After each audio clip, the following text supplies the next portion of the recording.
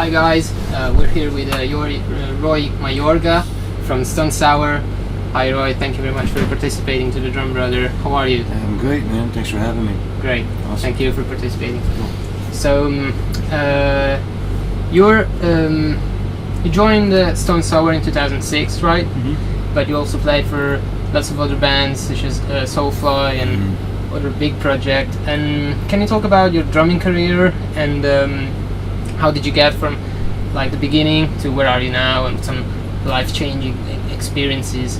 Well, I started playing drums when I was about 5, and just continued to play to records and to any hard rock band I was out in the 70s, because that's pretty much when I started.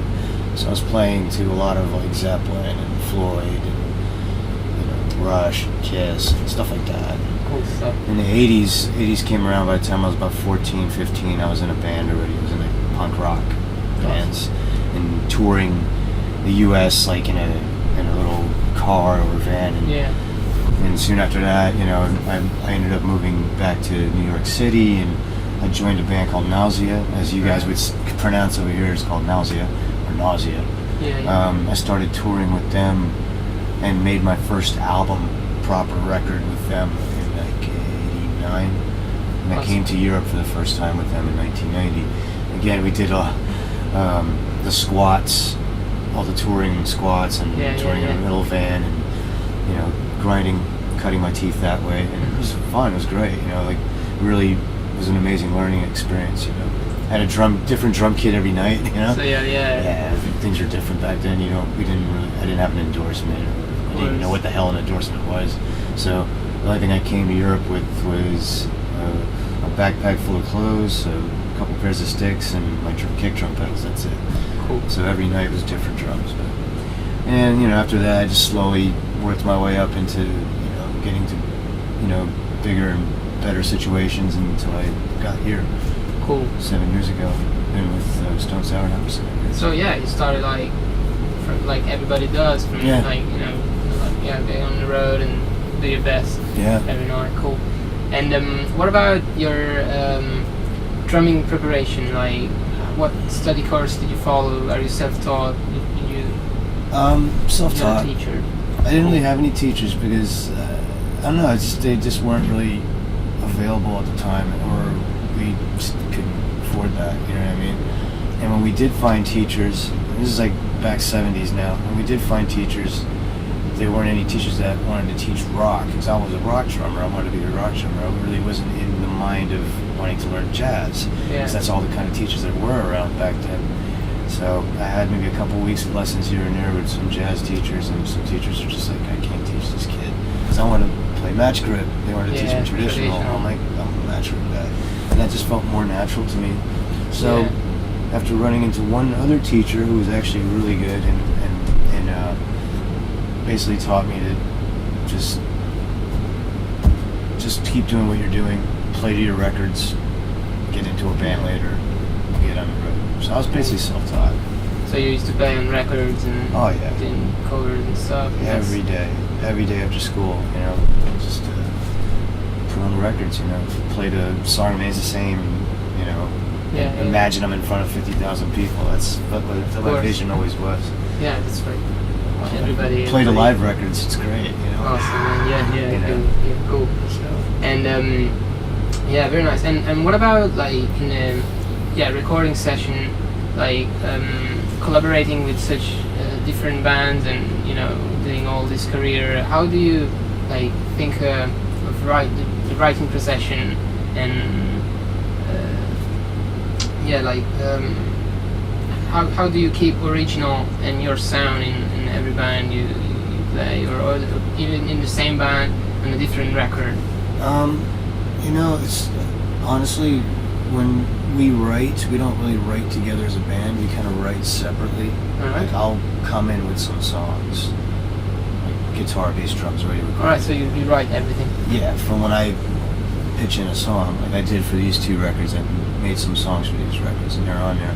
We all write individually. So when we get together in a room, we show each other our songs, and then we learn them, and then we kind of put some you know, little finishing touches here and there, and then they become Stone Sour songs. That's cool. So you don't just like you don't just get the drum like part of the writing procession, but also I mean, when I write a song, I write everything. Everything. For one song or two songs.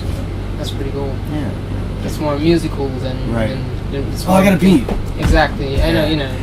Lots of time drummers are just about drums and well, usually paradiddles and stuff like that. Well, I consider myself more a musician than just a drummer. Only reason why I say that is because I play more than one instrument. I play guitar, I play bass, I do synthesizers, modular synthesizers, I play piano.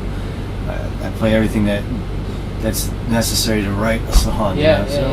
Cool. And does that help you in your language, even on drums? Absolutely. Oh yeah. Putting yourself in like in a position of another musician helps. Yeah.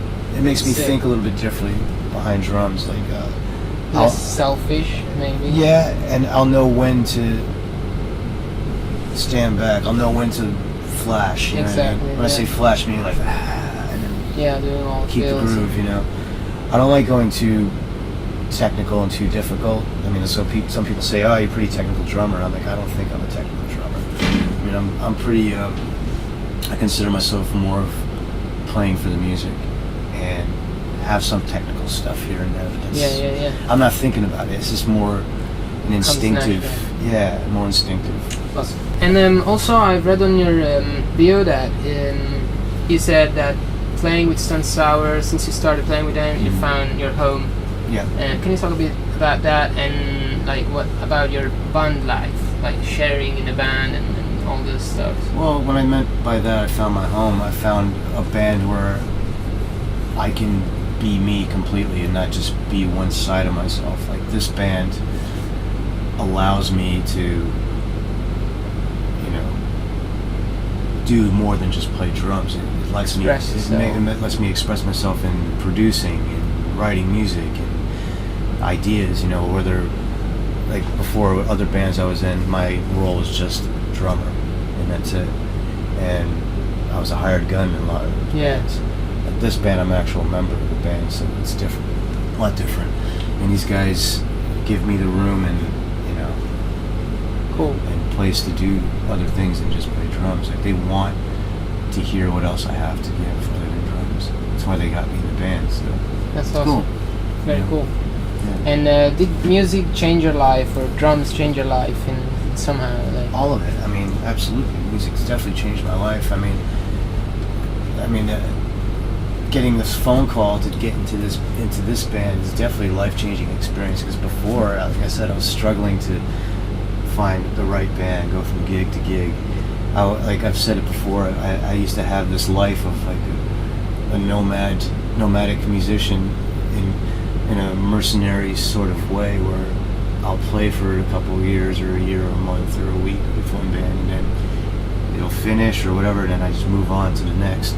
It's kind of it's walk more the path. A job than I wouldn't say it's a job, it's more like a journey, trying to find the right place to live in. Right. So I found that place. Cool.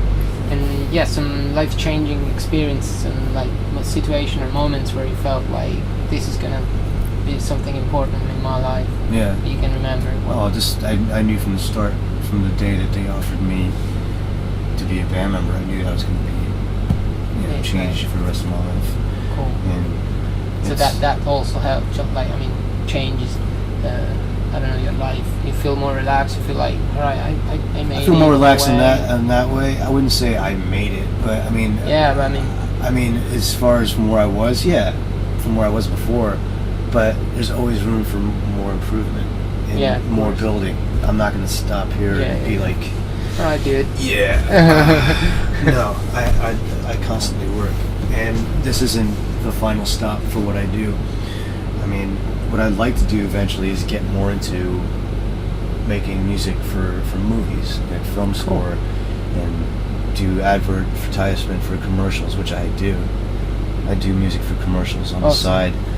When I'm not doing Stone Sour, I'll do that.